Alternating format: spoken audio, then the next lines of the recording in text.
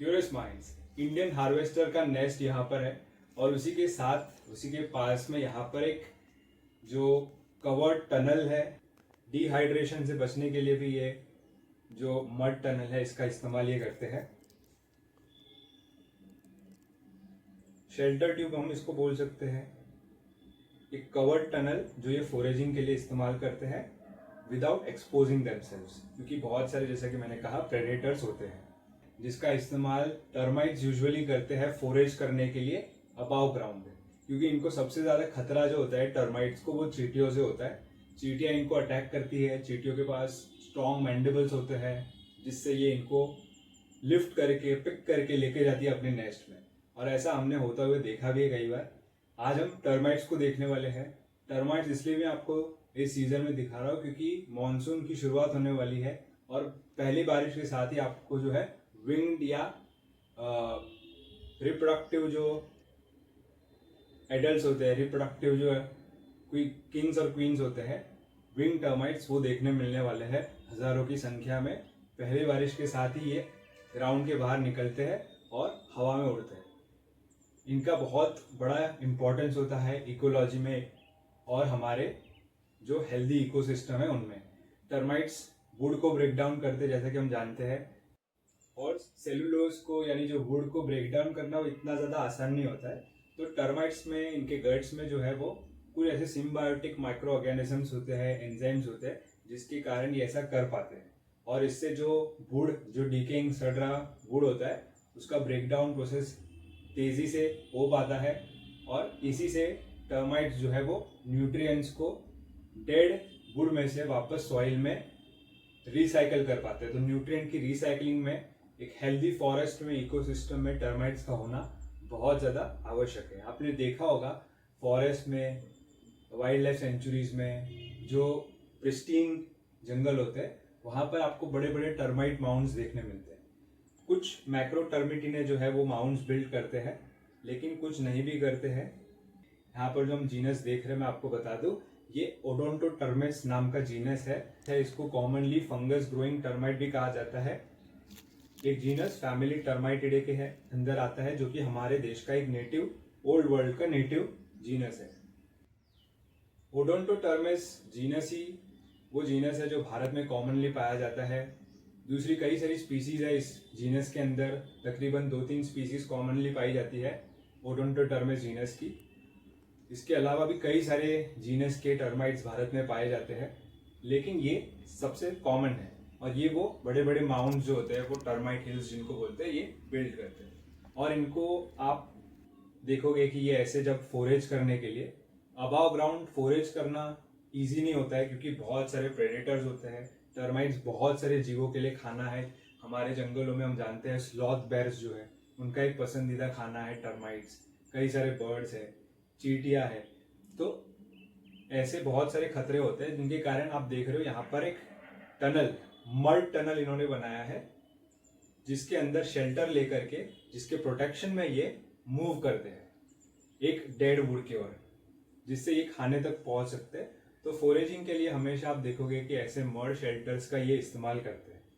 और दूसरे social insects की तरह टर्माइट्स में भी आपको कास्ट देखने मिलती है, यानी विभाजन होता है इनका।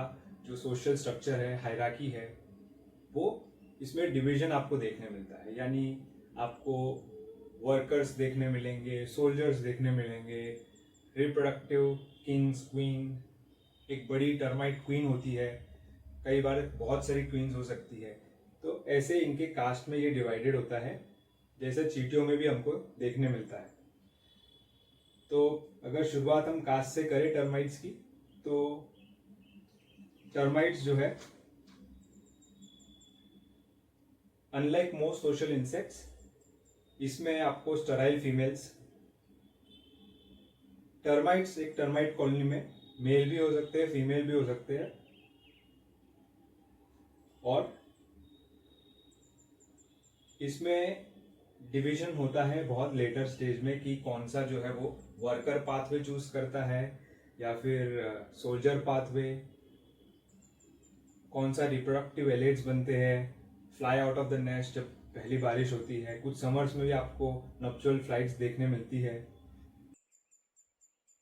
वर्कर टर्माइट्स जो है वो ज़्यादातर काम को अंडरटेक करते हैं, जैसे फोरेजिंग हो, फूड स्टोरेज हो, ब्रूड और नेस्ट का मेंटेनेंस हो, डिफेंस ड्यूटीज भी इनमें आ जाती है। वर्कर्स का मेन कास्ट है कॉलोनी के अंदर, और डाइजेशन ऑफ सेलुलोज फूड के लिए। और ज़्यादातर आपको जो इन्फेस्टेड वुड में आपको वर्कर्स ही देखने मिलते हैं। यहाँ पर भी हम जो टर्माइट्स देख पा रहे हैं, ये सभी के सभी जो है ये वर्कर्स हैं। और किसी भी टर्माइट का स्पीसीज आइडेंटिफिकेशन अगर आपको करना है तो उसमें आपको वर्कर्स का रोल नहीं होता है, उसमें आपको चाहिए होती है सोल्जर टर्माइट्स है, उनका आपको एक क्लियर पिक्चर निकालना पड़ता है। उनका जो मैंडिबल है ओपन मैंडिबल, जिससे आप स्पीसीज आइडेंटिफिकेशन कर सकते हो। यहाँ पर जो मुझे अब तक दिखाई दे रहे हैं ये सारे के सारे जो है ये वर्कर्स हैं। और ज़्यादातर जो इन्फेस्टेड वुड होता है उसमें भी आपको वर्कर्स ही देखने मिलते हैं। सोल्जर कास्ट जो है वो ज़्यादा एनाटॉमिकल और बिहेवियरल स्पेशलाइजेशन हमको देखने मिलता है। ये स्ट्रेंथ आर्मर होते हैं जो कि किसी भी अटैक को रोकने के लिए काम करते हैं। जो प्रपोर्शन होता है सोल्जर्स का एक कॉलोनी के अंदर वो वेरी करता है स्पीसीज टू स्पीसीज। ज़्यादातर सोल्जर्स जो है उनके पास जॉ होता है और एनलार्ज होता है, तो ये खुद से फीड नहीं कर सकते, लेकिन जुवेनाइल्स की तरह इनको वर्कर्स फीड करते हैं।